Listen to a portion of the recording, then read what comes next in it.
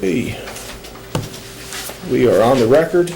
It is Wednesday, February the 6th, 2019. It's 9:04 a.m. My name is Patrick Flaner. I'm the hearing officer on a tax appeal filed with the Kentucky Claims Commission, file number K18S03, KT Holdings LLC versus the Scott County PVA and Scott County Board of Assessment Appeals. We're at the administrative hearing room at 128 Brighton Park Boulevard, Frankfort, Kentucky 40601. Before going on the record, talked with counsel. Appears everyone is present. Any witnesses, prospective witnesses present? And if the attorneys could state their names and addresses for the record, please, starting with Mr. Birch. Thank you, Your Honor. Stuart Birch at Logan Birch and Fox, 114 Clinton Street in Frankfort, Kentucky, 40601 for the appellant KT Holdings LLC. And I believe Mr. Rice, who is a member of that LLC, is present. Kenneth Tracy, Your Honor. Okay, Mr. Tracy. Sorry about that. All right. Mr. Marshall? Rand Marshall with the Scott County Attorney's Office, 198 East Washington Street, Georgetown, Kentucky, 40324. I believe seated next to you is the Scott County PVA and Deputy PVA. Yes, sir. Mr. Tim Jenkins is the PVA, and then his Chief Deputy, John Burke, Your Honor.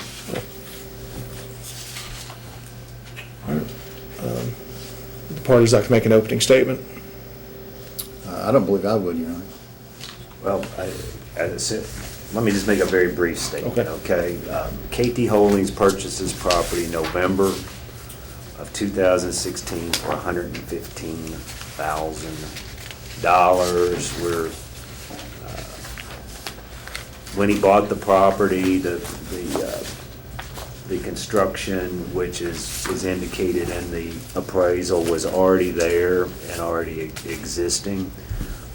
This property was assessed at $449,925.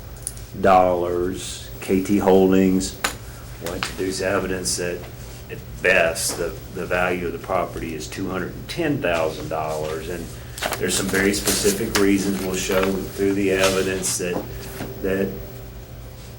a fair sampling of all the comparables within this area does not support the finding of the PVA that this property is worth $449,000. They used one comparable, and we contend that it's so distinguishable as not to be a valid comp under the circumstances. The property that my client owns is squarely in the Elkhorn Creek floodplain.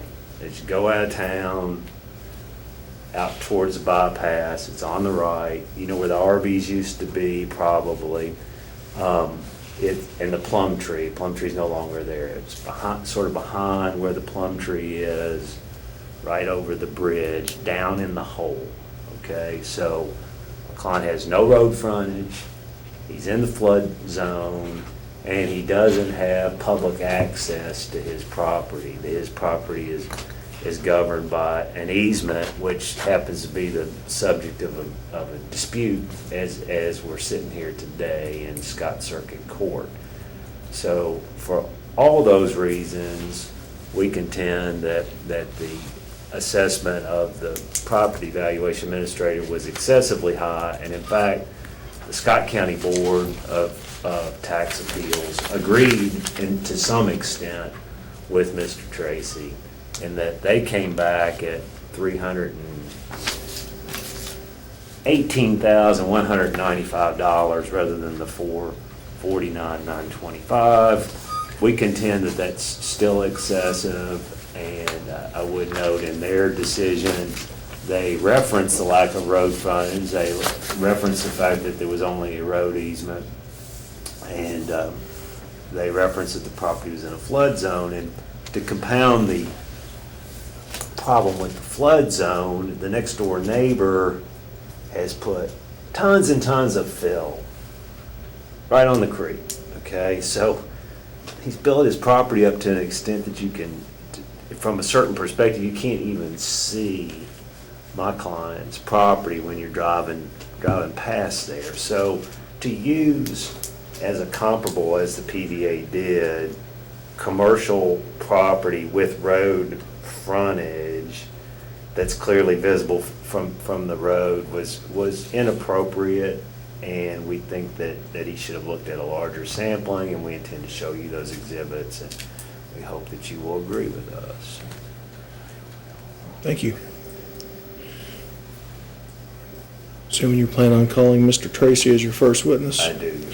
I don't mind if there's no objection for him to sit there, as long as you're not really giving him a script to read off of. It might be best if you can pull that microphone, the one in front of you, counsel. If you could maybe pull that a little bit closer up to both of you all, so it picks that up. Yeah, and I apologize for not standing when I spoke with you, but I assume that's how we're gonna do it. Yeah, that's right? fine. Okay. No offense taken there. All right, good. I prefer to stay seated too myself, so. All right, sir, can you raise your right hand, please? Do you swear the testimony that you're about to give is the truth, the whole truth, and nothing but the truth? Yes. And state your name for the record. Kenneth Tracy. Mr. Birch, he's your witness. Thank you, Your Honor. Mr. Tracy, are you the owner of KT Holdings Limited Liability Company? Yes. Does KT Holdings LLC own property in Scott County, Kentucky, near Elkhorn Creek? Yes. What's the address there? 1233 Paris Pike. When did you buy the property? Was it Yeah. November of 2016? Yes. Do you recall the purchase price? 115. What was that again, sir? 115. $115,000? Yes. Do you know the previous sale price for that property? The Rose bought it for 60. $60,000. And Who you was bought- that? The Rose, Beverly Rowe, Keith Okay. Rowe. Do you know when that was? It was like a year before. So in 2015, sold for 60,000, then you bought it for 115 in 2016. Yes. Okay.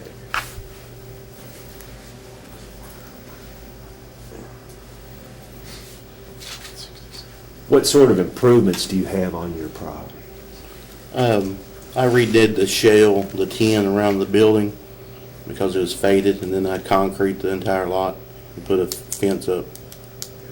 So how much money do you have in that? I believe it was around that 95,000. Okay.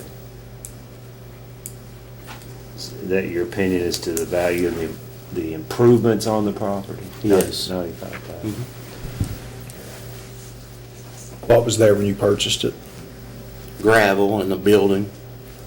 Just a metal, shell metal It was a pole building? barn, is what it was. Okay. And it's still a pole barn, right? Yes. Okay. You finished it a little bit, is what you're saying? Well, I made it look better on the outside. It was more respectable. We painted the roof, redone tin on the sides, concreted the lot. Because what happens in the floodplain, it floods and you get dirt all over your gravel. So I went with concrete where it was easy to wash off. Okay, so let's talk about that. What do you do with this property? We sell some landscaping materials. Okay. And so with landscaping materials, you can move those in the event of a flood? Or It's try to? possible. Yeah. Are you comfortable with putting any other permanent structures on this property? No, And why is that? because it could go down the creek. So you're definitely squarely in the flood zone. Do you have a copy of the flood map? I do if you don't. You want an old one, new one? I want the new one.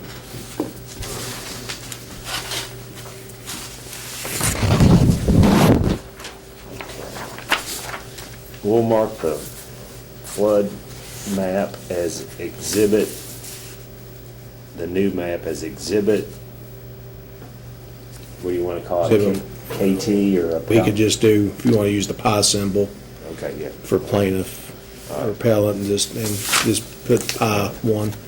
Pi 1. And I can label that if you need me to. Okay, all right. Well, I'm assuming Scott County's had an opportunity to see this. Well, yeah, if I may say, I think I have Yeah, a sure. copy, but it's, you know. Here you go. All right, thank you.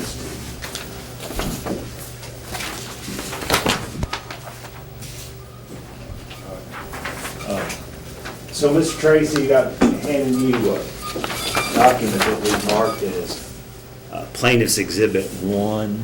Can you identify this document for the hearing officer? This is the new map, new FEMA flood map. Is your property shown on this map? Yes. Okay, can you point out to the hearing officer where that is? It's right here. It's in the blue area? Yes. Mhm. Okay, all right.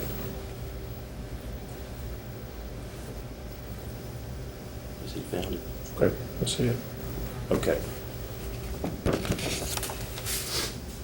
And if, based upon my familiarity with Georgetown, I guess if I'm looking at it, assuming this is going in a northern direction, the far east here, is that the old Kmart? Yes. Yes, sir. Well, I don't know if it's still there, but it's like a shopping plaza. Okay. It's still there. Okay. You can continue. Okay, and so where's your access to the road on your property? Just It's basically in between my building and that green dot. You'll see a gravel road that comes off of the entrance where you come into Hardee's or Arby's. Okay. Is that a public roadway? No, it's an easement owned by Brian Morgan.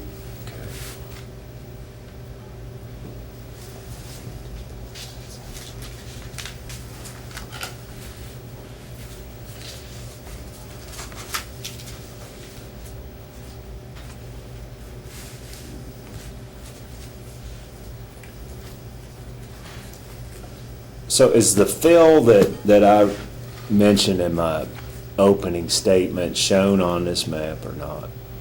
Can you see No, it? it's not shown. Okay. Tell the hearing officer about this fill that was placed on Mr. Morgan's property.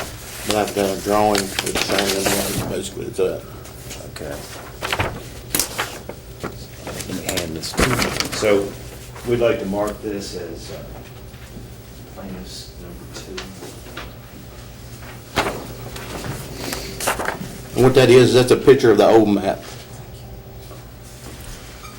All right, so old FEMA flood map. any objection to this? No, sir. All right, I'm going to, Where is he on label this as 2. And sir, you stated this is I guess a picture of the old, when you say old map, you mean the old floodplain? Floodplain map, yes.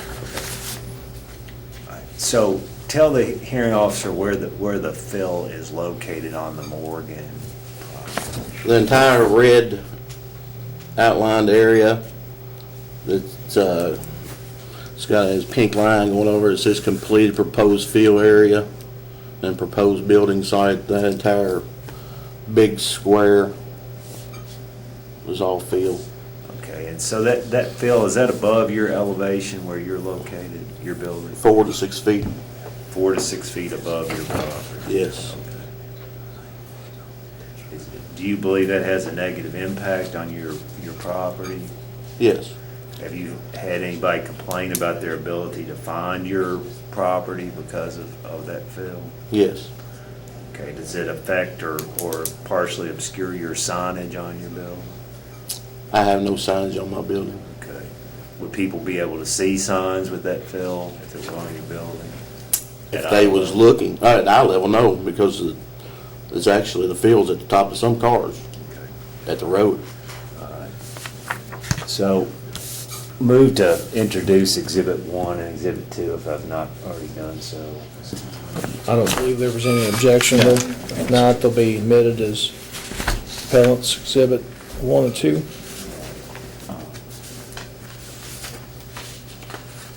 So,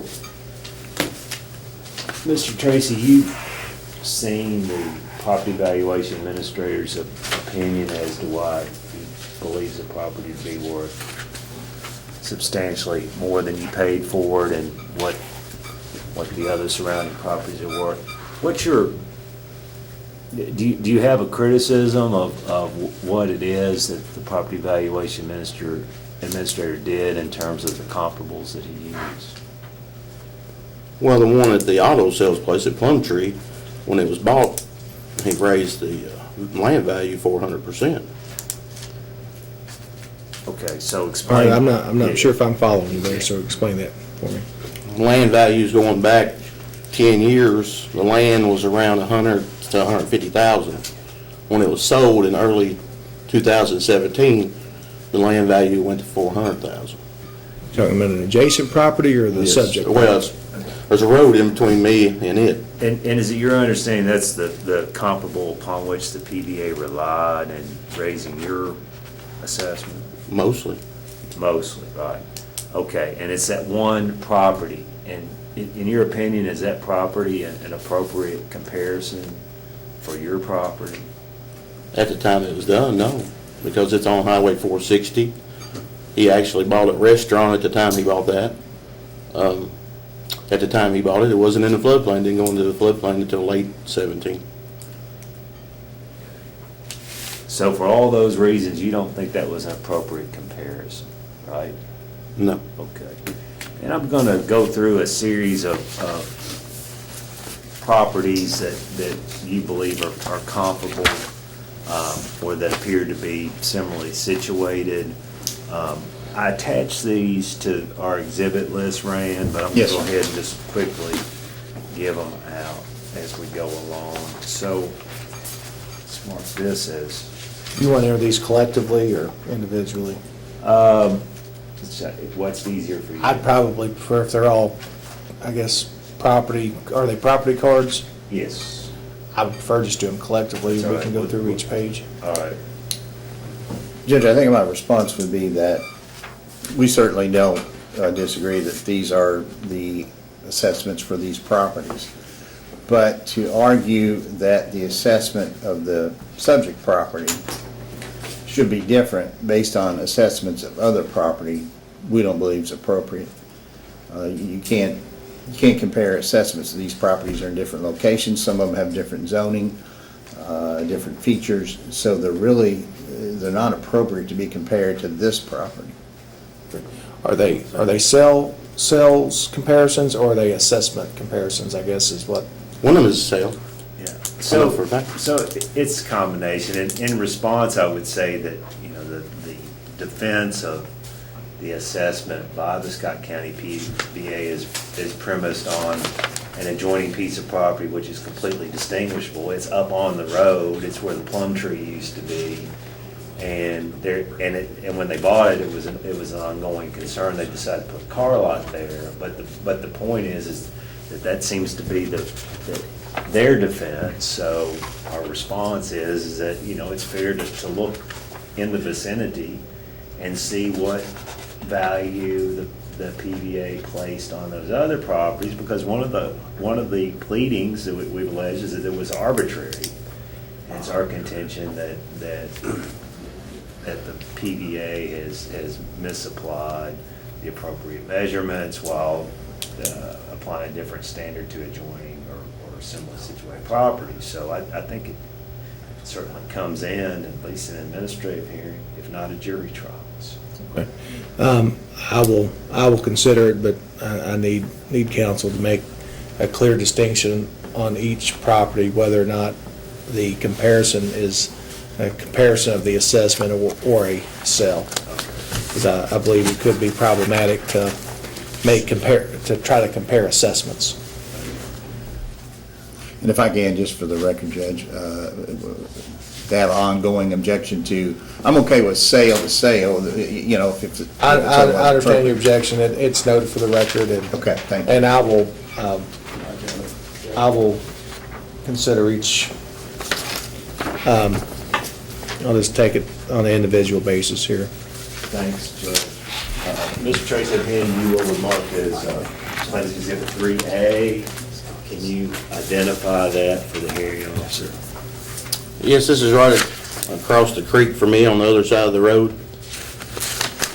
Okay, what's the significance of that with respect to the value of your property and the valuation placed on it? Their land value's 93,000, and they're not in the floodplain, and they're on 460. Okay, is that a higher per unit, or a lower per unit assessment than yours? Yes, Yes, which one? lower. Okay.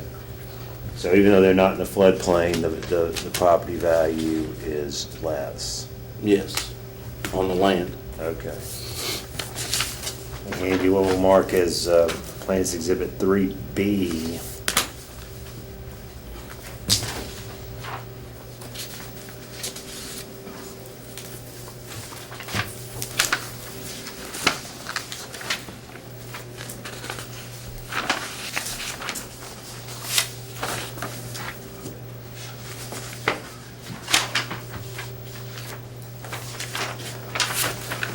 Can you identify this document for the hearing officer?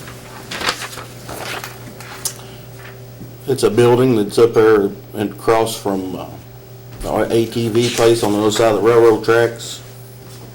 Okay, so it's within a block of where you're at, is that right? And it's within 200 feet, Within 200 feet? I would think. Okay, and what's the significance of this property from your perspective with respect to your, It's on Highway 460, and the land value is 60,000. and that's less than yours? Yes. It's got two buildings on it too, at 120.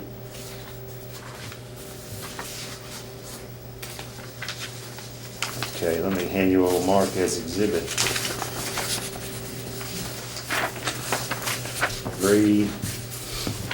3C.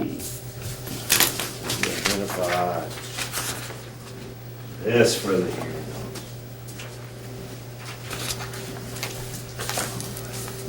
This is a car lot, which is basically across the street, but up the road, or off of 460, about like I am. Kind of hard visibility, but if you know where he's at, you can see him. And his land value's at 83,000, and he's not in the floodplain.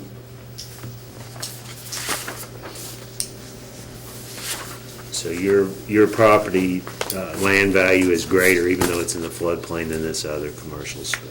Yes.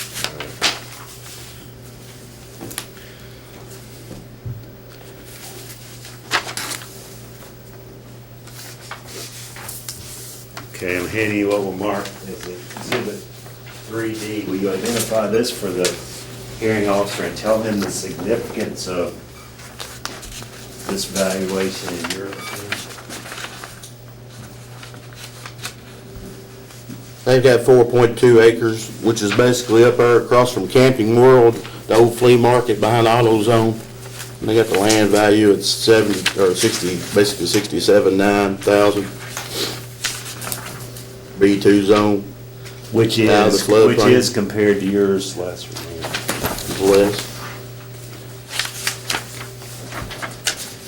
Could you find any similarly situated properties in the flood zone that were assessed Not with the same, or more than your property? not with the same zoning.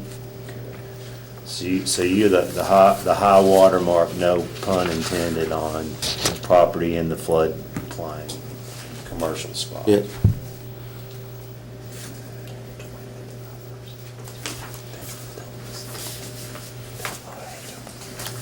Are there any of these that you want to use?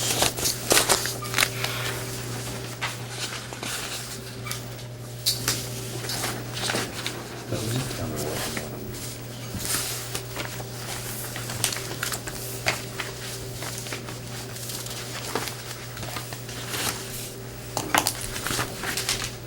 You can use the one over on this one. Okay.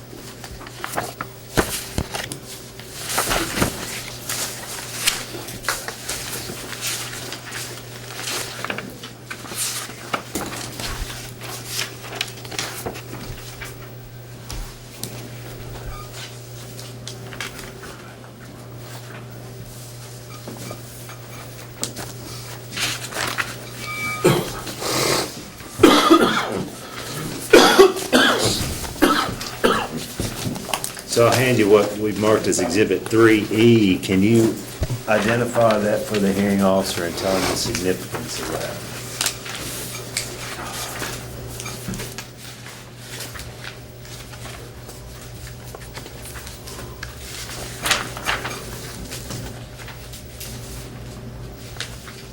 It's about the same acreage for the land value over on 25 of 184. Out of the floodplain, all hard surface. Okay, so let's slow down a little bit. So where's that picture located? It's over by O'Reilly's, but he's off the road. Okay, who's the owner of it? His name's Chuck Bradley, What's the address? 816 South Broadway. Okay, and so his property valuation is what? 184,000 for the land. Okay. I don't see any sort of, all I see on this is a photograph. Where are you coming up that number at?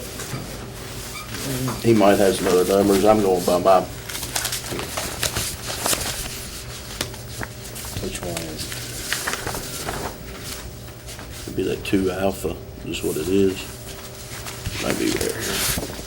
Okay. So we'll mark this as 3F. Is this the card that goes with the photo that you've marked as 3E? Is that right?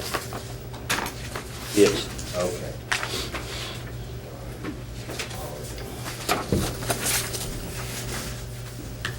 Okay, so you have 3E and 3F there together. They're a package that show that piece of property and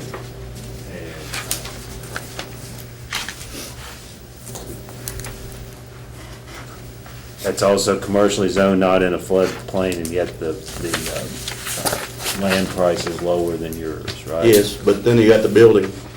Yeah. The building's charged, it's a brick building with steel structure behind it, and they're charging him $11 a square foot, where they're charging me 15. Okay. Which other one? You want another? Do you want that? You got Showalter. Should be this one here.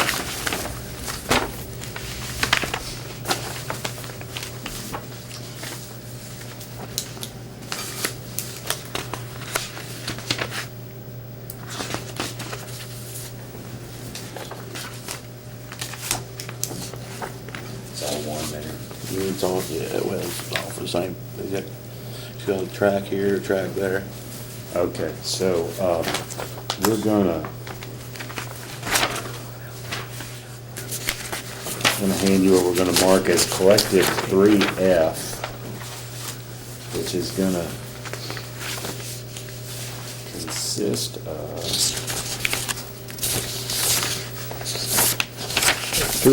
3F may be already okay, taken. 3G. That's right. 3G.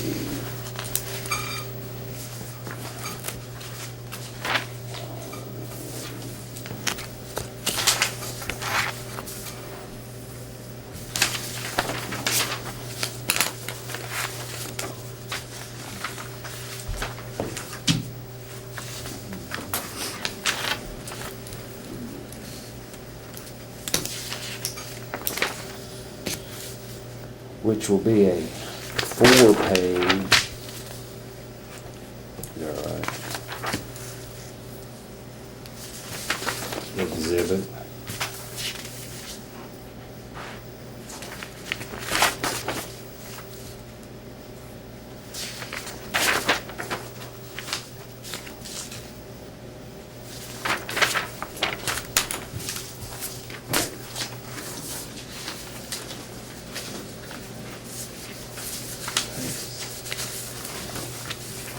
Okay, Mr. Tracy, please identify what this 4-page exhibit that we marked as 3G.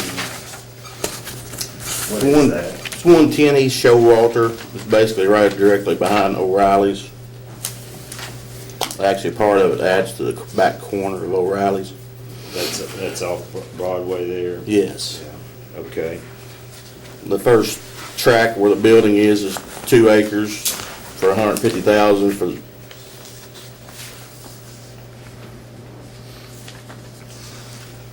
Okay, and that's lower. $150,000 an acre, Yeah. and they're not in the floodplain. And just to refresh the hearing officer's recollection, how much is your valuation per acre? Let's go back and look at that.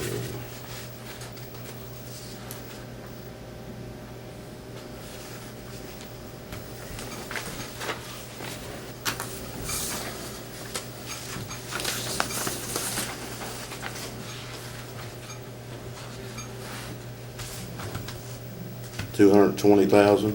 Okay. And then the building, which is basically a big warehouse type concrete metal building, they've got him at $10 a square foot, and they've got me at 11 or 15. 15 as opposed to 10? His is 10, yes. Okay, and that's in 3G there, yeah. That's at the 110 show wall. Right. Mhm. Okay. And then the front lot, because he's got 2 lots, he's got an acre lot in the front, Uh-huh. and it's 95,000. And that's B2.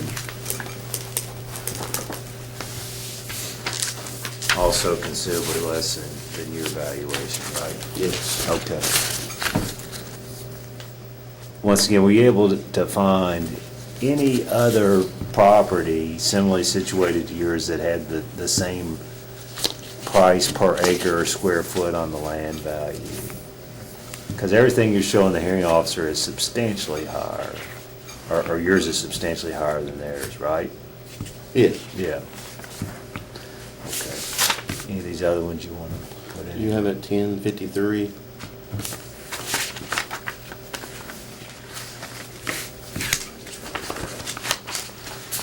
For sure, I'll have to look.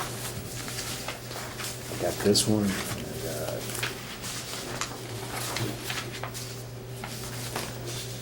Here it is. Okay. All right, I'm gonna hand you what we marked as 3H. And tell the hearing officer what 3H is. That's 1053 Paris Pike, which sold March of 2018 for $300,000. It was 3.81 acres, right across from the ATV place there on the other side of the railroad tracks beside Southern States. Okay, and that's a sale, and is it in the flood zone? No, This looks like a residence. It's listed as. it had a commercial. house on it, Okay. but it was B2. So it's commercially zoned. They actually tore the house down. He bought that in another lot that had a house on it too. They tore both of them down.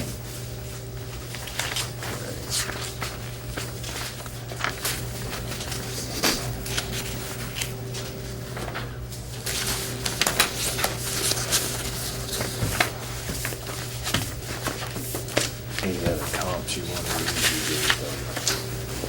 Show them quite a few. I think that's enough. All right. Okay, so we moved to introduce Exhibit 3 collectively. All right, looks like we have multiple pages here of 3A through 3H. I know there was an objection, and I believe the objection is that the collectively Exhibit 3, they are public documents, minus a few photographs that appear to be taken by the appellant, but they're essentially the property cards that show the assessments. Is that your objection? Yes, that you can't argue that this assessment is wrong comparing it to other assessments to property located in different places. Some of them, I think at least one had different zoning. That's just not a statutory criteria to try to even gauge an assessment. Okay. I'm going to admit these as exhibits in as much as they are public documents, but whether or not they are the valuations is something I can rely upon to make my decision, I guess is a different question. So I will admit these collectively as Exhibit 3. Thank you, John. Mr. Tracy, let me hand you what we'll mark as exhibit number 4. Can you tell the hearing officer what that is and what that shows? That's a picture from the front door of my shop toward the bridge at 460, people coming down through there. Okay, and on the other side of that fence, there's a green area. Is that the, where the fill is located? Yes. Okay. And this exhibit right here shows you where the building's supposed to go. Okay. All right. I think you already admitted that. Yeah. That's like number 2. Okay, so then let's go back to exhibit number 2, which was the old map that had the proposed building site. And that's been approved by Scott County Planning and Zoning, right? Yes. Okay. So that's on the Morgan property. If you look at exhibit number 2, hearing officer, you'll see, is it the thatch within the thatch there, the red, if you'll show them? It's the smaller red boxes where their building's supposed to go. Okay, and once that building goes there, will you even be able to see US 460, or will somebody from 460 be able to see you? if It'll they make it go much past? harder. Is the I would building? object to that, Judge. Is the building there now? No. Is that, I'm assuming that's your objection? Yes, sir, yeah. There's no Well, it's been, impact. okay, his testimony is, he didn't say it was there, his testimony is that Scott County Planning and Zoning has approved this development plan, and that's where the building's going, and it's a really big building, and he's saying that if it goes there, which it's entitled to go there at any point in time, combined with this fill, that it's gonna seriously obstruct the view of his property, and that's a consideration as to the value of his property and the marketability of his property, because this development plan is of record and has been approved. It definitely may affect marketability. My concern is that it doesn't exist, and I've got to make a consideration as of the tax lien date of January 1st. Well, okay, let me ask Mr. Tracy this question. Was the development plan approved as of the tax date? Yes. So the development plan was approved back in 16? They're saying October of 16, which it actually didn't get, the final person didn't sign it until January of 2017. No, there's objection here. I'll let you. Yeah, without the building there is no impact now. If it's built and there is impact, that can be dealt with, but it doesn't exist now, so there is no impact. My response would be that it's a matter of public record that this development plan has been approved, so it certainly is a factor in the fair market value of the property. Well, Zoning's a factor, frontage is a factor, that they're all legitimate factors in deciding what a piece of property is worth. just to be clear what the testimony is, the testimony, Mr. Tracy, is that the structure does not exist now, but to your knowledge, it was approved prior to January 1st of 2018? Yes. Okay. It's testimony. I mean, this is a bench trial. I'm not going to exclude the testimony. Whether that's a factor on my recommendation, I guess, kind of at my discretion. So I'll note your objection, understand your concern. That's noted for the record. Okay, move to introduce Plans Exhibit 4, Your Honor. Exhibit 4 is that's the No the objection. photo. No objection, that will be entered. Used to be in office there since 2014, and when they took it out, they didn't change the value. They just changed it from $2 a square foot to $15 a square foot. Okay, so, Mr. Tracy, let me direct your attention again to Exhibit 2. This is you previously testified that this picture is from the old flood map, right? Mm-hmm. And when was this picture taken, Exhibit number 2? This is probably 2014. Okay, and so your structure is shown on there in the blue about the middle of the site, right? Yes. Okay, behind where the plum tree used to be. That's behind Arby's, off to Okay. the side is Plumtree. All right, so this confirms your testimony that structure existed at the time that you paid $116,000 for this property, right? Yes. Okay. And then, in fact, it was the size of this building decreased There was- subsequent to this photo? If you look beside the building, there was an office trailer. An office trailer was taken out in around 2014, 2015. When that happened, the PVA office went from $10 a square foot to $15 a square foot. They did not increase the value, they just brought the square footage price up to make the total the same. All right. Is there anything else you would like to add to your testimony? That being it. All right, no further questions of this witness? Cross. Thank you, sir. Mr. Tracy, we're under the impression there was a prior sale of this property before you bought it for $180,000. Do you know if that's correct? The one prior to me was 160. The one, the bank, when the bank took it back, that sale was 180, yes. Okay. And that was from Danny Sexton Realty, which Danny Sexton owned the property and turned around and sold it to his realty company. And did you buy it at a forced sale? I bought it at an auction. Okay, I think Keith Rowe bought it from the bank for 60. okay. And was it a foreclosure auction, or what was the nature of the auction? No, it was just an auction, Okay, the owner voluntarily had the property auctioned off? yes, Okay, best of my knowledge. okay. Now, you do have two methods of access to your property, isn't that right? You've got the one you've referenced, the easement, and then you have a road that runs between you and what used to be, what we'll call it the Plum Tree property. You can access your property that way too, can you not? I'm not allowed, that's a private drive only for the trailer park. You're not allowed to use that? That's not open to the public? Pat was at the Board of Adjustments meeting when this came about for me, and that was a private drive. I have no access to it. Is it open to the public, to your knowledge?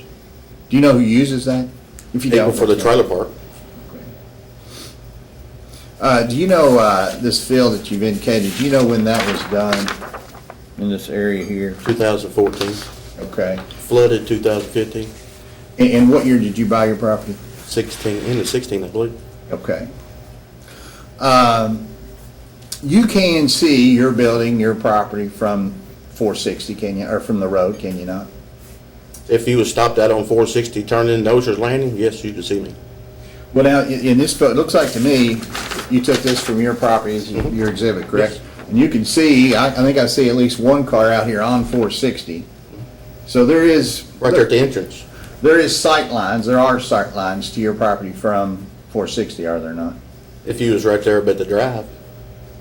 Well, this vehicle, I can see this vehicle out here, it's not right there at the drive, is it? Well, let's see. Looks like, to me, it's past your drive. Yeah, it's past it, looks like it's probably about 30 feet. Okay. Now, can you see your property, let's go up the other way towards the Plum Tree property, can you see your building from that area too? If you're looking real close, you can, until his building goes up. Okay. So if you look to the left, if you're going in town, you can see your building from the road, can't you? If you're looking. Okay. None of the other properties, I think you said that we introduced the assessments on are in the floodplain. Is that right? At the time, yes. Okay. Now, and in none of them are as close to you as is the Plum Tree property, correct? No, Plum Tree's the closest. Okay. In some instances, by a good bit, right? Some of these are across town, correct? The assessments. Yes. Mhm. Okay. And the Plum Tree property is located in the same floodplain, you would agree, as your property? Now they are. Okay. And the Plum Tree property sold for $490,000. Are you aware of that? Actually, I believe did it sell for 490 or 500? 490. And I think you mentioned there was a restaurant on there, Mhm. but that building was immediately torn down, was it not, after it sold? Yes. Okay. So it's Right now, it's just basically a lot, is it not? No, he's got a development plan approved. But as far as what's there now, Yes, right now it's just a lot. okay. So essentially, he paid $490,000 plus whatever it costs to tear down this building for that lot. He actually bought a restaurant. Well, there wasn't any value in the restaurant, was there? Because he tore it down. I In don't fact, it cost him money to do that. I'm not for sure, but when he bought a restaurant Okay. that was out of the floodplain. Okay.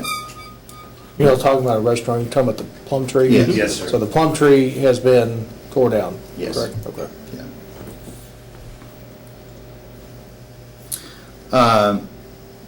If I understand your argument on these assessments, some of them, maybe all of them, I'm not sure, I need you to flesh this out for me. Your complaint is that the allocation between their land, what their raw land is assessed for, and what your raw land is assessed for is inappropriate. Yours is too high compared to them, is that right? Well, I use the other side of town because y'all use O'Reilly's on the other side of town. And of course, they're on 25, so I use people that was off of 25 right behind them. Now, let me stop you for a minute, because I don't follow you on the O'Reilly's part. That's what one of y'all's evaluations was. That's what you used to come up with my value. Not only was it Plum Tree, but you had it in here for O'Reilly's when they purchased their land. I'm not familiar with that, but I will let them testify, because I don't know if that's right or wrong, to be honest. So, is it total assessment on these other properties wrong to you, or is it just the allocation of the cost of the land, or the value of the land? I go by what the price is compared to mine. Actually, when we had our appeals in Georgetown, I went by the people across the road at that Karen Tingle Sam's. Of course, now they've already raised their valuation $100,000 on her. Okay. I guess either they was wrong. So when you're talking about the appeal in In Georgetown, Georgetown, are you yes. talking about the appeal to the local board Yes. of assessment appeals? Mhm. Okay.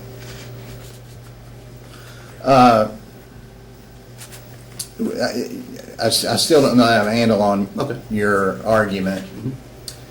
Are the assessments on these other properties you've introduced, is the total assessment wrong, or is it just that the allocation to land is wrong as compared to your assessment? I don't know if their land's assessment's wrong. I know there's more of them this way than my neighbor. And that's what I go by. And I have none that's in the floodplain because Plum Tree wasn't in the floodplain when he purchased it. But it is now, same It is now. floodplain that you're in, yeah. No, actually, part of mine's in the floodway. There's a part of Well, my property that's in the As far as your floodplain. building, My building is in the floodplain. the same one that Plum Tree property. But actually, I'm actually 4 feet. Plum Tree is 4 feet taller than me. Okay. They're 8'10", I'm 8'06". But if somebody's looking to buy the Plum Tree property, they're looking at the same floodplain that your property's in. Well, with his new development plan, he'll be out of the floodplain because they're gonna build it up. The way it His new exists building. right now. No, he's in the floodplain, yes. Okay, all right.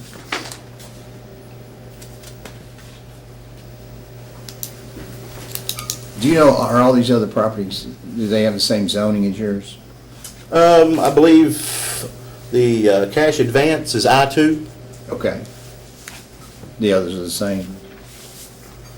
Let me ask you, as part of the PVA's evaluation of your property, I realize you disagree with the land, but let me ask you about that in a minute. Essentially what they've done, they've taken the Plum Tree property and discounted it 50%.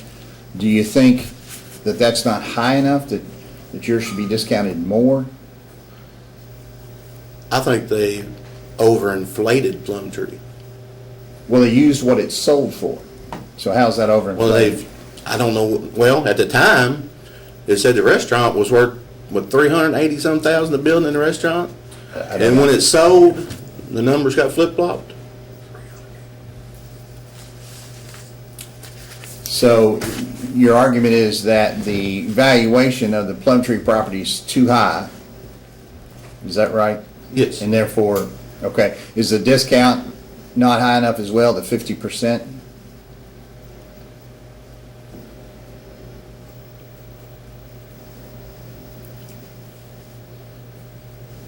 Essentially, they're saying because you're not on the road, Plumtree is, that's a 50% discount.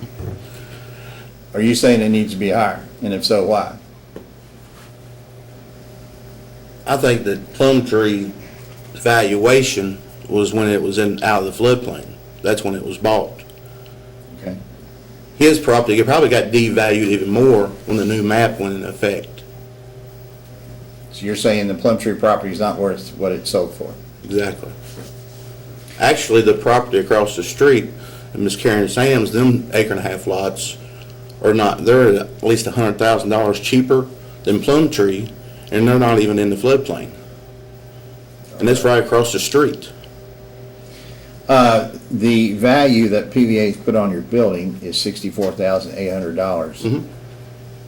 I think you've provided information that you insure it for $79,500. Do you take exception with that figure to $64,800? I'm just saying is at $10 a square foot in like 2014-15, when that building, the office building beside it was taken out, it went to $15 a square foot. Okay, but you insure the building for $79,500. Is it worth that? The insurance company said I had to insure it for $79,500. I actually tried to insure it for $45,000, and they wouldn't allow me to. And why would they not allow you? They said that's what the value is that they've got to go by. Okay. Of course, $75,500 doesn't cover if a flood comes through and takes it out. That's only if it burns down. And then they have placed a value of $33,125 for the concreting of your lot. Do you remember what it cost to concrete your lot? I'm not for sure. I gave you that total figure of 95, and it was in that. It was part of that. Yeah. That was most of that because there wasn't a whole lot done to the building besides putting tin on the outside of it. Okay. So $33,125 as far as the value of the paving is certainly not out of line. It may be low, it sounds like. Well, I mean, I haven't seen it on any other properties itemized out to $125. Okay. But I'm just based on what you put into it, is it out of line? I'm not fighting over the concrete. I was fighting over the square footage and the land value, mostly the land. Okay. All right. I think that's all I have, Judge. All right. Sir, you testified that you bought this at an auction. I want to be sure I understand kind of what your definition of an auction is. And your attorney may have to help you with this, but do you consider that, are you familiar with the term arm's length transaction? Not right off Okay. hand. An arm's length transaction, best way I could maybe define this is it's a voluntary sale, whereas something such as a master commissioner sale, like if there's a foreclosure, that's a forced sale. So oftentimes you can buy those properties cheaper. So when you say auction, was it a voluntary auction or? It was a Give me one voluntary more- auction, best of my knowledge. So I guess, Judge, I would ask, you know, it sounds like he's speculating. If he knows, great, but if he doesn't, I'd ask that he not answer. Okay, so was there an auctioneer there? There was an auctioneer there, his name, he was out of Lexington.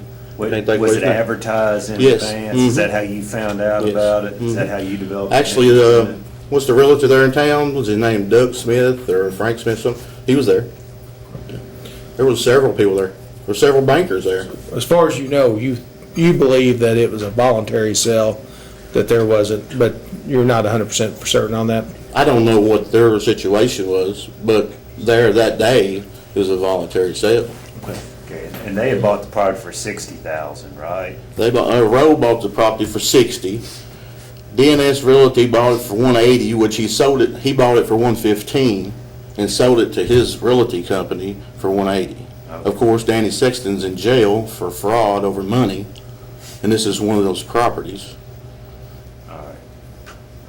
And then you bought it for $115,000 at an auction, and I want to be sure I understand your testimony is that you're confident that it was an auction, you believe that it was voluntary, but you're not 100% for sure. Yes. But it wasn't sold at the proverbial courthouse steps. No. Just Keith and them, so actually, Forge Bank is the one that had it. Forge Bank sold it on the courthouse steps, my understanding. I don't even know if they even sold that. When, bank. when was that? I think that was in 15, something like that, 16. Okay. And then Forge Bank, my understanding, they bought it back. Beverly and Keith bought it off the bank for 60. Beverly and Keith, or they Right. were the Rose? Rose Excavating. And then they sold it at auction a year later. Actually, they're the ones that worked on the field next door for Morgan. Okay. All right, And I that's bought it for 115. That's all I have for him. Anything else? No, Your Honor, that's our case. Okay. Mr. Marshall? Your Honor, this time I would move that you direct a judgment for the PVA. The burden is on the appellant. I don't think they've carried the burden of showing that the assessment set by the local board of $318,195 is inappropriate. Okay. It's overruled at this time. I typically deny those. I think it's the best practice not to sustain motions like that in administrative hearings. Do you want to call your first witness? John Burke, Your Honor.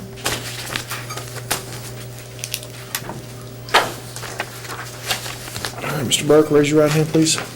Do you swear the testimony that you're about to give is the truth, the whole truth, and nothing but the truth? I do. If y'all could maybe move that microphone up a little bit. Like I said, doesn't bother me if you sit there, just try not to hand him a script to read off of. Oh, yes, sir. John, give us your employment, if you would, sir. I'm the Chief Deputy for the Scott County Property Value Administration. I've been with them for a little over 5 years now. John, you are the primary person involved in making the assessment for 1233 Paris Pike, is that correct? Yes. I want you to go through this, if you would, and tell us how you arrived at the value of $318,195. Okay. Well, 2018 was our reassessment year for commercial property. I actually reviewed a lot of commercial property that year, and a lot saw some increases. But this particular property, again, I'm like Mr. Tracy, I don't think there's a disagreement on the building or the parking lot. Actually, if we can go to my worksheet, our booklet on page 8, you'll see that I have his building on at 4,320 square foot at $15, total value of $64,800.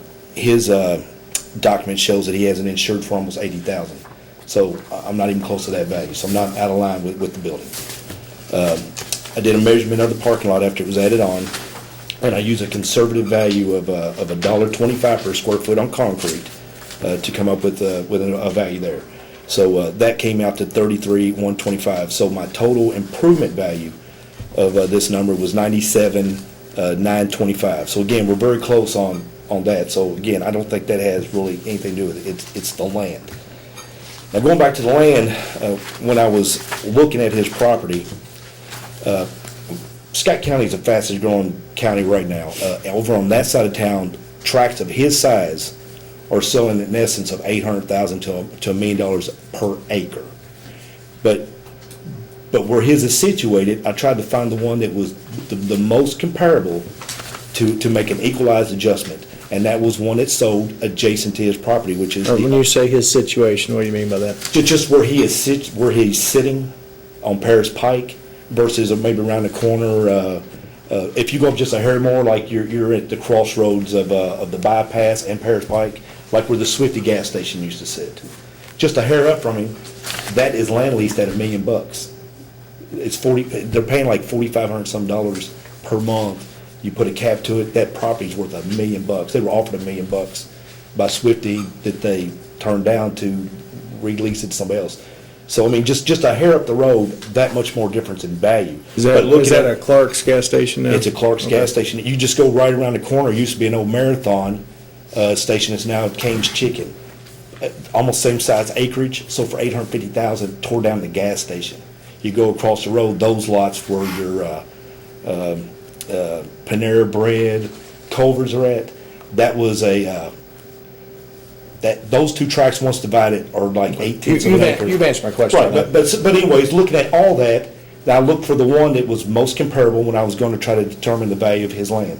which was a sale adjacent to his property, which is the old plum tree. Now, Mr. Tackett, when he bought that property, he didn't buy it to buy a restaurant, to open up a restaurant. Okay, I'm gonna object to whatever the thought process was of Mr. Tackett at the time he bought it. He's not. Well, that's why, let me ask you. After he bought the property, what did he do with the Objection restaurant sustained. building that was on the property? He tore it down. Okay, He bought the property for the land. okay. Go ahead.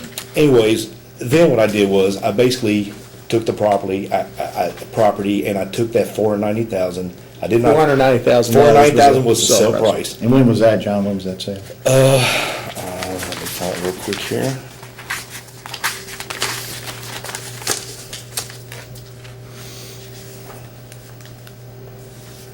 That sold on 5/31 of 2017 for $490,000. Okay. With a cost of $50,000 per the owner to demo the building. Okay. But anyways, using the $490,000, I basically just came to a per acre value of what that would be for just the raw land, which was like $440,000. All right, to your knowledge, was that plum tree sale a arm's length transaction? Yes. Okay, you can continue. But again, what I did was, I took that sale, the $409,000, I basically just divided that $965 into it to come to a $507,000 per acre value. And then I applied that to his acreage, which put him at $440,000.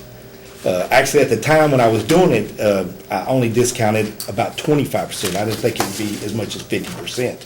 Actually, when he first called me during inspections, I went back and re-looked at it. Actually, I offered him a lower value of $315,000 based on some new evidence I was looking at, which he brought up, which when I looked over the other side of town, a couple places, O'Reilly's, I was looking at, wasn't comparing O'Reilly's to his. What I was comparing O'Reilly's was to O'Reilly's on the other side of town, fronts US 25. There was a sale of a tract behind it, and I was trying to see if there was a differential, a percentage for being off-road versus that property. And as I started looking, I saw about a 50% differential. So that's why I came back and said, all right, I'm gonna cut his property by the land value of what I just determined, the 440 by 50%. And I actually just rounded down, said 315, but Mr. Tracy didn't want to do that, so we ended up in appeals. I presented that exact same information. They felt like the 50% was accurate, and then that's when they went to the exact number and then set it at 195. So again, basically what they did was they equalized it to that 440 and some change, divided by 2, and then added the improvements back on 318. And again, I'm here to defend what the board set it at, because I didn't disagree with them, because I felt like that was probably a little bit more accurate than my original approach to it. But again, I used sales and I used cost to determine the value of his property, and I used the most comparable sale, which was adjacent to his property. So the plum tree sale was factored in to your decision more than any other Than any other sale property, or because it was property? sitting next to him. At the time, I thought it was in the same flood zone. Now that I'm not sure about, but it's sitting next to his property. I've been here, like I said, I've been here 5 years. We had a huge flood, I want to say back in, when I first started, like in 2000, I want to say 12. The only properties that flooded in that area was Arby's in the front, none of the properties in the back behind Arby's, Mr. Tracy's property. And then it actually spilled over the road, and actually Ulcer's Landing, they took a hit. I've never seen the properties behind Arby's actually fill up with water. But his is in the floodplain, and so is the plum tree. Correct. Okay. Is there any bigger discount, to your knowledge, John, in Scott County than that 50%, or approximately 50%? No. Let me refer you to page 12 and 13 of your, 13 and 14 of our pre-hearing statement. And I want you to look at that and tell us if that's the analysis you went through to calculate the value of the land. Yeah, this is one of the studies I did to try to see if that difference in value, road frontage versus non-road frontage. So here again was Culver's, who paid $800,000 for their raw land on the road. There's a hotel going up behind it. Again, I just equalized it. I looked at the difference, and there was about a 47% difference in value. Okay. So close to the 50. And then I went to the other side of town, And then that's the one where I compared the O'Reilly to a couple lots that sold, again, off the road, and then that one was 51%. So again, it was right in that 50% differential that I started seeing. After he brought it to my attention, I started looking going, that maybe I should discount about 50% if you don't actually touch that road, the front road. And you're not saying that these properties are necessarily similar to Mr. No, I Tracy's? didn't even use their values to compare. I was looking at them for study to see if I could come up with a differential, a discount percentage to apply when I was assessing his property. Let's talk a minute about the assessments, at least in a general way, that were introduced. Why is it not appropriate to use those to try to figure out the value of this property? You can't compare assessments. You don't know, there's so many variables, the condition of the properties, the location of the properties, the allocation used for land, building, parking. Lots of times these are working, numbers. I'm still working numbers on a lot of stuff that he's actually pulled up that haven't even been set in stone yet. I believe one has that he introduced has a zero value. It does. Tell us why. Yeah, this one right here, the one that he pulled up, well, to start with, the date on this is after the fact. This date that this sold was March 30th, 2018. That was this year. I wouldn't even have really looked at that against his property, but since he brought it up, and the reason why it's got zero, there were 2 tracts that sold. This one was absorbed into the second tract. There was a whole new plat drawn out. That's why this one went to zero. This value went into the second tract based on the total sale of the 2 tracts and then the buildings being tore down. And so again, it doesn't even apply, I'd like to mention, he was talking about the Tingle Sands property across the street. The reason why that one moved up, there was a transfer on it. It was a will that came in through a deed that showed the value that's now used on it according to what they say it's worth. That's why it went up by the amount you said. All I did was use the numbers that they said it was worth. The valuation from the estate? Yeah, from the estate. It can, it's the number that they said the property's worth. So I just reworked my numbers and backed into their value. The other thing is, it's one of the only properties that's in the city limits that they're not actually hooked up to the sewer service. Now, I think there's sewer that we found out later on that runs across the front of their property, but they're not connected to it, and they're grandfathered in, they don't have to connect to it. So that hurts the value somewhat. So again, it's assessed appropriately for all the data we have on that one. Just like all these other ones, according to where they're at, with the information we have on it, where they're sitting, we basically certify to the total value, not the way it's allocated. It's the total value, right, the total assessment rate, and we feel that all those are, and they're all relevant to Mr. Tracy's property, because they're not sales, they're assessments,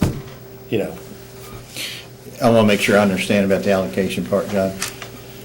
The PPA states that, yes, whatever the total assessment is, that's our belief as to the value of the total property. Is that correct? Correct. Are you saying the same thing as far as the allocation between land and improvements? For the total, yes.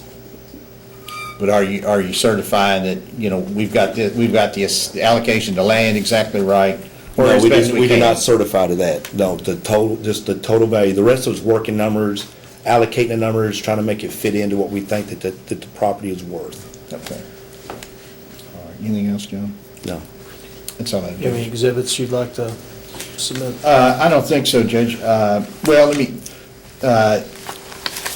We can do the I'll pictures and stipulate stuff. the admissibility of, I think you Okay. identified it as an exhibit, and I would want it in anyway. I mean, it's the decision of the Scott County Yes. Board, right?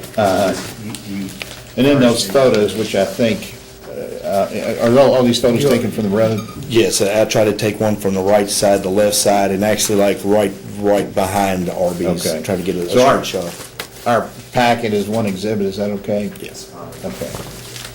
I can have that, please. Yes, sir. I believe you stated you wanted it in the record, correct? I have no objection. Okay. All right, I'm going, appears to be looks like about 14 pages.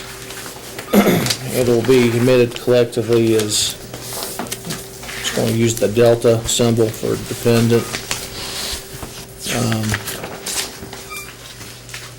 One. That's all we have, Your Honor. Consists of photographs and, I guess, the local board's decision and factors that the witness used in preparation for that. All right, cross-examination. Mr. Wilson, I understood you to testify that the KT Holdings property didn't receive any water in the 2015 floods? No, not visible to me when I was on the Arby's property, because I actually went to that property, talked to the owners, and there was no water behind, just probably within 2 or 3 feet behind Arby's, that was it. So, do you recall Mr. Tracy's testimony that his property is 2 feet lower per the flood map than Arby's, that Arby's sits on the road 2 feet higher than Mr. Tracy's property? Does that Yeah. sound right to you? If that's what he says, again, I've never seen water on that property. But you agree it's lower than Arby's, right? If that's correct, yes. Okay, well, just I don't know. visually, is that your opinion, or? Honestly, it looks like an even level when I'm standing there, looking across. Okay, but if Mr. Tracy testified that Arby's was 2 feet higher and that the plum tree was 4 feet higher, you'd have no reason to disagree? No, yeah. Let me show you what we're gonna mark as plans exhibit So 5, 5. I only have one copy of it. you can show that, John. Does that look like the way that Arby's looked when you were out there during the 2015 flood? Yes. Okay. Mr. Tracy's company owns the property directly behind Arby's, right? Yes. And there's water behind the building there, isn't there? Yes. Okay, and you said you didn't dispute that if the flood map says it, that KT Holdings property is 2 feet lower than Arby's there, right? If that's what he says, then I don't dispute it. Right. And the plum tree upon which you base most of this comparable value sits higher up the road, right? Another 2 feet higher, does that sound about right? Yeah, and I believe that's Mr. Tracy's building right here, behind Arby's, Yeah. which I don't, again, even in that picture, I'm not sure that's even water. Looks like there's water behind Arby's, right? Oh, there's water behind it. Again, when I was there, it was contained to their property, though. I didn't see it go past their back parking lot, which is their drive-through, where you order food and some roadage behind that. It didn't look like it extended past their property. Okay, but sure looks like in that picture, there's water behind Arby's, right? You're not But there gonna was water dispute behind that. Arby's on their property, on Arby's property. Move to introduce the picture of the flood as plaintiff's exhibit 5. No objection, Judge. All right, no objection, it'll be admitted as minus 5. It is a photograph of the nearby Arby's restaurant, which I believe is adjacent to the subject property of displays a flood in 2015. Thank you. And Mr. Wilson, I understood your testimony. You said you couldn't really use these other comparables that have been introduced as collective exhibit 3, and that you had to look at that property and not those other properties. But isn't it true that that's really what you did in coming up with KT Holdings value, and that you relied heavily upon the Plum Tree property sale? Is that right? Yeah, because if I had kicked, let's say, Plum Tree out and used the other values, it would have really caused his to go higher using those. Again, I've got a lot of commercial property sales in that area for those size tracts. So I took the one that was most comparable in value, size, and sitting right next to him, and kind of discarded the other ones. But I haven't seen any of that. All the proof in this case is that you've use lower land values for these properties located either on that road or on 25. I haven't seen any evidence from you that there are higher values for similarly situated pieces of property. You keep saying you cut him a deal that all this property's worth $1 million, but, you know, you haven't produced any evidence. Can you think of a single piece of property located in a flood zone at the time of the assessment that has a similar land value? In a flood zone? Not off the top of my head. Right, and in the case of the KT Holdings property, he's not just in a flood plain, he's in the floodway part of the way, right? Which means you can never build in that area. Correct. Right, right. And,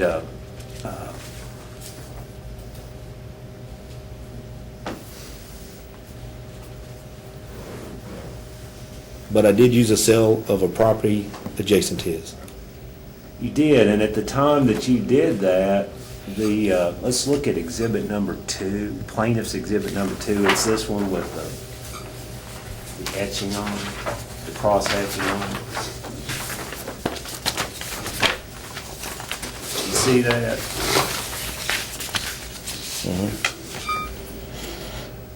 You looking at it? Yes. Yes, sir. Yes, sir. And you're familiar, right, that it's the blue area that's the flood plain? Are you looking at this one? No, the oval. Okay. Exhibit number all 2. right. This was, yeah, this is exhibit number 2, which was in effect at the time of this assessment that we're here today. No, when I did it, this was in effect 2018, which the Plumtree property was in the flood zone as well. This one, not, this is like a 2014 something that you've got here. Right, at the time of the 2015 flood, this was the property designation, right? Yeah, I believe that would be correct. And this shows that the plum tree's not in the flood. Yeah, in 14, yes. Right, Shows Arby's is too. right. Yeah, and even Arby's wasn't in the flood zone on this old map, right? According to this, no. Right, whereas, you know, you said that somehow or another that you didn't see any water back on the KT Holdings property in 2015, but in 2015, KT Holdings property was clearly in the flood zone, right? Yes. Yeah. But again, I only saw water because I went all the way around the Arby's parking lot. Stayed on their track, there was no water behind their property. Again, the water was contained to the Arby's property, and then again, spilled across the road and completely affected the Ulster's Landing property. Those were the two that were flooded out when I was there. Right. And so as I understood it, you're telling the Harris you can't use these comparables, but you did go out and you looked at O'Reilly's and you tried to look at that property behind O'Reilly's to see if there was anything similarly situated to the KT Holdings property, right? Yeah, to try to come up with a differential, touching a main road versus not touching. And so you said you did apply a discount based off the plum tree price, right? The plum tree is really what the basis for how you got That is correct. to doubling down on KT Holdings between the time they purchased this property and the time you assess this, for the purpose of this assessment. And I do want to clarify one thing. Let me hand you. I honestly don't think it's doubling down. Okay, that was. Prior to that was the a bank phrase. transfers and stuff, it was sold at one point at $180,000 to almost $200,000, and was assessed at that prior to all Okay, those let's- transactions. Okay, let's look at that. So we're only talking maybe a 30% increase Let's look at that. during that reassessment period for commercial property. Okay, you've thrown out those numbers, I want to look at that. So, I'm going to mark this as exhibit number 6, and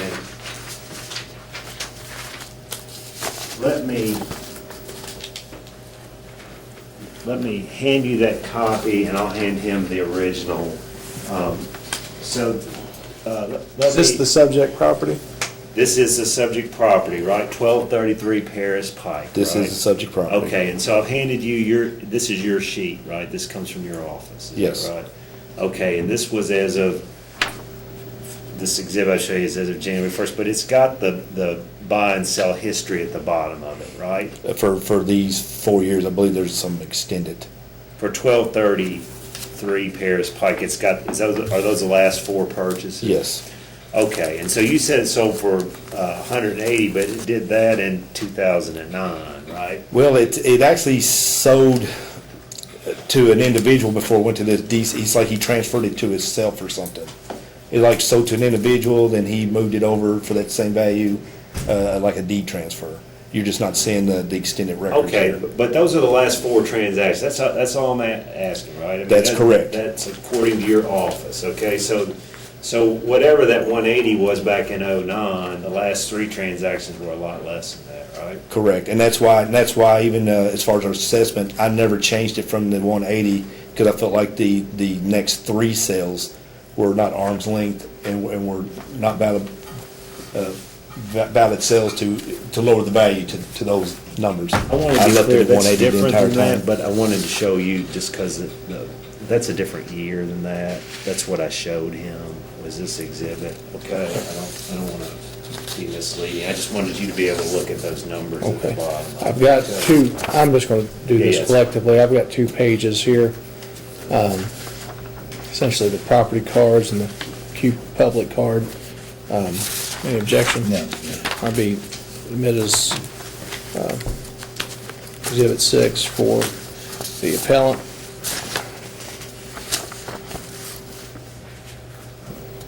Do you have more questions? A few more. Okay, so you did use this Plumtree property as the basis for the land value. You agree with Mr. Tracy, do you not, that there's no road frontage on 460 or Paris Pike for the KT Holdings property? Correct. That's And why I Plum- discounted. And Plumtree, it has a lot of road frontage on 460, right? Yes. Right, it's a square lot there. And you're also aware that Mr. Tracy's access is governed by a private right-of-way easement, Yes. okay? Are you aware that that's the subject of an ongoing dispute? No, I was not aware of that. Okay. Did you take into consideration all the fill that was placed on the Morgan property when coming to evaluation for Mr. Tracy? No. Did you take into consideration the fact that a development plan had been approved for whatever reason by the Georgetown Scott County Planning Commission, which allows the construction of improvements on that fill? No, because it doesn't exist yet. The approval exists though, right? Yeah, but there's no building or anything obstructing this property as of yet. And I assess to January 1st of each year. All right. And did you take into consideration that a portion of the KT Holdings property is in the floodway? No. Okay, and are you aware that you can never build anything in the floodway? Yes.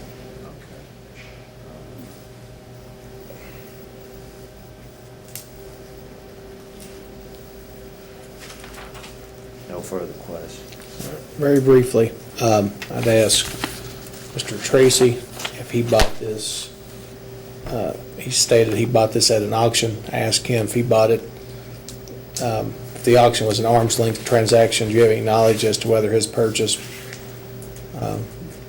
as a transaction that you would consider to be an arm's length transaction? No, I wouldn't, I really don't know either way, because I don't know what type of auction it was. Okay. And then, based upon the sales history, one of these, the grantor, appears to be Fork Bank. Do you have any knowledge as to whether or not that was a master commissioner sale, or? I don't. I don't know if it was a foreclosure, a seized property or what. I don't know. All right, and in 2015, the grantor was DS Realty to Fork Bank. Do you know if that was an arm's length transaction? Again, I don't know. It just based on its previous sale back before 2012, 180, it's just much lower sales. It does not look like arm length sales to me. It looks like from May 2015 through October 2016, it looks like there were 3 transactions for the subject property. So your testimony is you don't have any knowledge as to whether or not they were arm's length transactions or not. Correct. That's all I have. Anything else? I can speak on them other sales. Hold on if for a you- second. That's all right. No, nothing else. You want to recall him? Sure. Or you're still on the road, sir? Okay. Let me ask you a little bit about this arm's length issue. So you didn't know who you bought this property from, did you? At the time of the auction, I didn't, but after the auction, that's when I was introduced to them. Right. So you just, and I don't, I'm gonna lead you a little bit here, and Mr. Marshall can object. Did you see an advertisement for this property? Yes. Is that why you became interested in it? Yes, Okay. Was it sold at absolute auction by an auctioneer? it was sold at auction. And I ain't gonna swear that I know which kind of auction. You don't it know the was. difference? Yeah. Okay, all right, that's fine. But you were there bidding, is that right? Yes. And you didn't know the person who was selling it? No. Did you before then? No, Okay, and you weren't there to bid for a bank or anything, right? No. Nobody announced that it was being sold at a foreclosure or to satisfy a debt? no, Okay.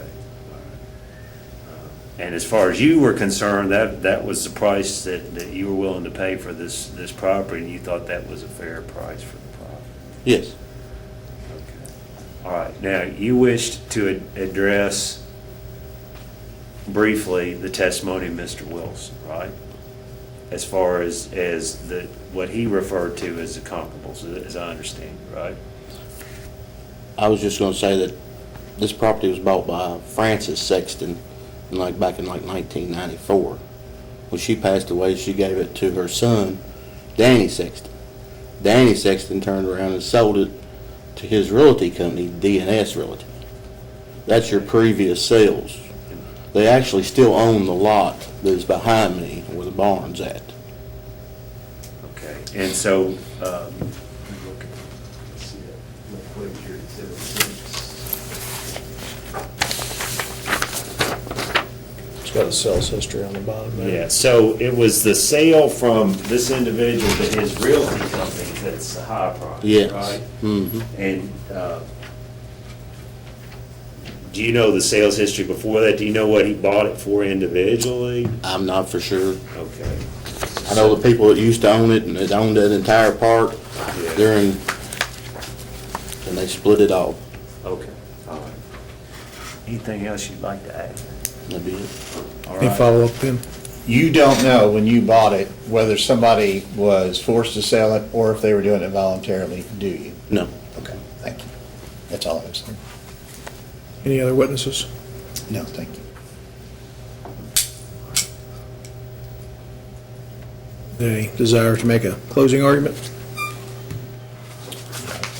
It's up to you. I'll brief it if you want to. What would you prefer? Make a closing argument? I don't,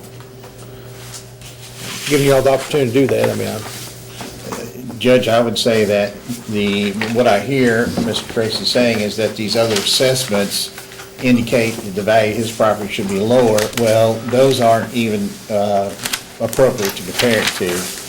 If you look at the statute, as far as what's appropriate, it's sales, it's income, it's cost. I don't think there's a big disagreement between what we say the building's worth. He's got it insured for more. The improvements as far as paving, I believe I heard him testify that it costs quite a bit more than what we've got it valued at.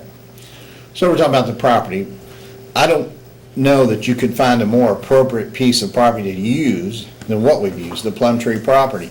Now, is the Plumtree property more valuable? Absolutely, he's right. It's got road frontage. You can see his building from the road, but it certainly isn't nearly as good as having property fronting on 460. But both properties are in the floodplain. Could it be that his property is more impacted by the floodplain? Yeah, my guess is it probably is. But that's the reason for the 50% discount. John looked at the other properties in the county that were commercial and didn't have road frontage and found a 47 to 51% discount. and he used 50% here on an actual sale, which is appropriate by statute as compared to assessments. Took that value, that sale, which is recent and very close to his property, discounted 50%. You know, I don't think that's inappropriate. I don't think they've overcome their burden to show that that's, you know, clearly wrong. So we'd ask you to affirm the decision of the local board and assess it at 318,195 or whatever that figure was. Mr. Birch? The problem is that Plumtree is a terrible means of comparing this property. Yes, it's located in the vicinity, and there the similarities all in. He said, well, they're both in the floodplain. They currently are. You know, the Plumtree's marginally in it, although, as you understood the testimony, they're gonna build out of the floodplain. Part of the KT Holdings property is actually in the floodway. It can never be built on for any reason. He's probably got the best and highest use of this property currently with a pole barn and plats of gravel and landscaping improvement, because the exhibit number 6 shows it clearly floods. I know Mr. Wilson said he didn't see any water back there. I mean, you know, it's lower than the Arby's lot, and there's water all around it. It floods. It cannot be utilized for that property, and also, you know, the next door neighbor has created this barrier, this 4-foot gigantic piece of landfill that basically obstructs. Yes, you can see it if you look and if you stop, but I'd defy anyone driving past there to see this pole barn unless they're looking for it, okay? With a development plan that was already on record at the time this assessment occurred to build a structure in front of it. So there's no comparison between this Plumtree property and the KT Holdings property that works, other than they're located next to each other. My guy's got no road frontage, he's got no public roadway, he's in the floodway, not just the floodplain. There's no way he can erect these improvements that result in these $1 million leases. And I agree, you know, Georgetown's a happening, booming town, okay? And in the right location, at the right place, those values are fantastic. You know, it's a good thing for everybody, okay? But this is not the one. This is basically in the Elkhorn Creek, right where it is, and to compare the Plumtree value, which is being used as a huge commercial car lot at this point in time, to give that any value when you look at what Mr. Tracy can actually do with this property, he may have paid too much. You know, 116, he may have paid too much for this property. It has no investment value like the Plumtree did, because it's right there on the road. You know, you can see the Plumtree from the time you make the turn at Georgetown College and start, you know, heading that way, right? Going down that road. You can't see this property, you can't use this property, you can't build a restaurant on it because it's in floodway, you can't build a commercial enterprise on it other than something like what he's done, which is just to use a pole barn. You know, you would be foolish to invest that property, and it has no value. So this 50% discount that he's eyeballing, basically, you know, I mean, there wasn't a mathematical basis for that. It's just he decided that'd be a good number to put on this thing.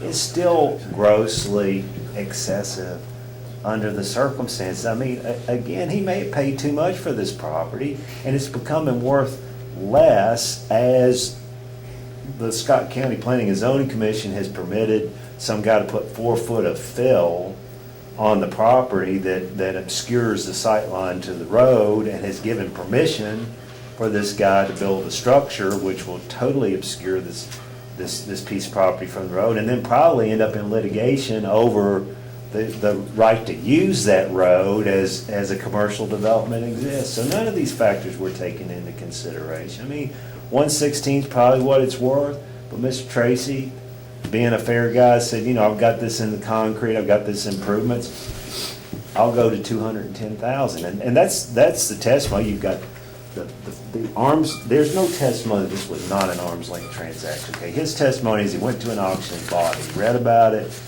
was advertised, there were no conditions placed on it, he bought it. And if you discount that outlier of 180,000, and it probably is an outlier, we didn't see the last transaction from this guy, he probably pumped it up to his realty company, but I don't know that. But what I do know is the last 3 transactions are nowhere near $180,000. It's a real simple reason for that. I mean, you know, it might be a good place to fish, but it's not that good of a place to build a commercial structure that's gonna attract a lot of traffic. And that's why using the plum tree as a comp at all is a mistake. It's not apples to oranges, it's apples to coon meat or something, okay? I mean, it's just not the same thing at all. I mean, he's got a severely diminished piece of property that he paid $116,000 for not that long ago.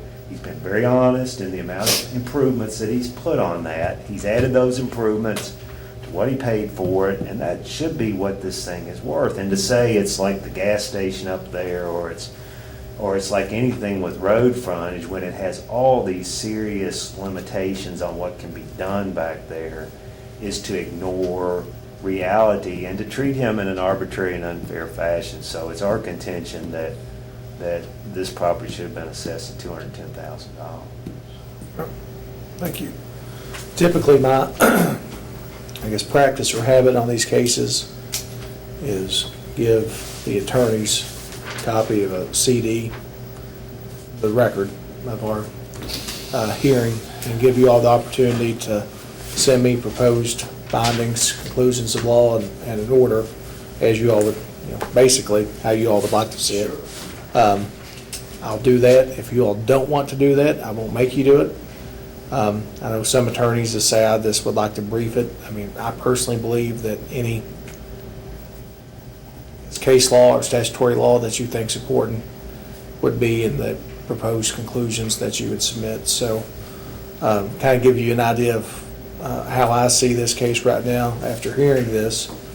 I guess let you know the strengths of both sides. It does appear that there are 3 recent sales on the subject property, which, you know, I think are very relevant. I think ultimately your side does have the burden of proof, and there does appear to be a recent sale of this adjacent property that's relied upon. So whether or not, I know the PVA's position is that you cannot compare assessments. Feel pretty confident they're correct on that, but if you believe that if you have contrary law, please provide that, and I will consider we'll consider that. But I believe statutorily there's four methods to value in a proceeding like this. You can consider a subdivision approach, which is not applicable, and I've never seen it argued.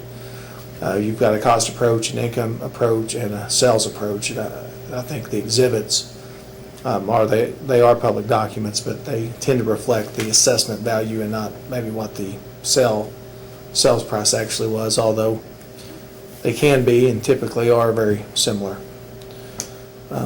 So once I give you all this CD, 3 weeks is enough. If you'd like a little more time, that's up to you all. I usually say 3 weeks, but if you all want That's fine. 4 weeks.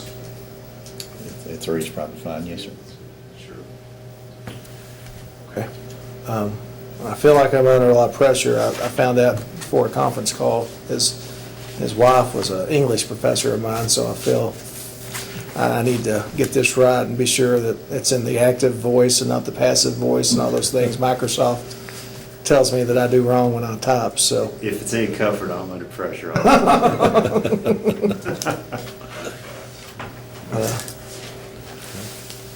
Anything else?